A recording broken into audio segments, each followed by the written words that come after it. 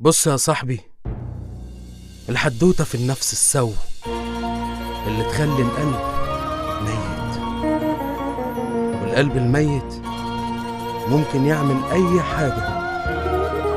الناس دي سلمت نفسها للشيطان، عقل يعني. محدش فينا هيسيبها واخد أي حاجة معاه، دي منظومة ومحسومة ما دايم إلا وجه الله.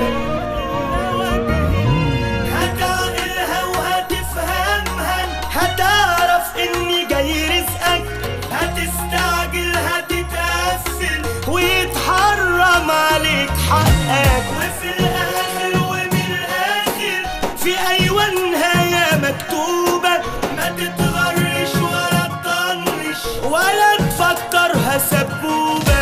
ما هي السايبة ولا القية عشان تحسبها دي تكية، مش اخطف واجري وادارة، ده عالم وحده بالنية. ما تطمعش فيها لنفسك، ده لو سلط عليك نفسك هتطلع منها كده خسران، وبرضه مالكش فيها دية. لا بقى يا اخوانا، وانتوا بتدفنوا المرحوم اقروا عليه الفاتحة. كنت ناسي. بسم الله. بس خلي بالك، في لحظة كده بيموت الكلام.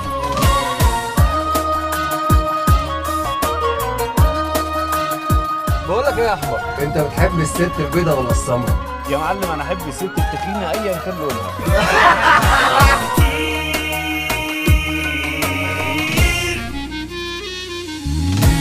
بنحسبها كده لروحنا ومن وجهة نظرنا احنا، وعايزين كله لصالحنا وغيرنا مش مهم يعيش.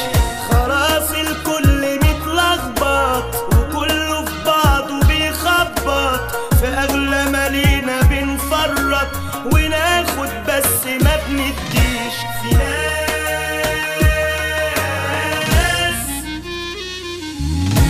في ناس كانوا فيها قبلنا وناس جايينها بعدينا، وبنسلم لبعضينا ومش دايما يا دنيا الحق.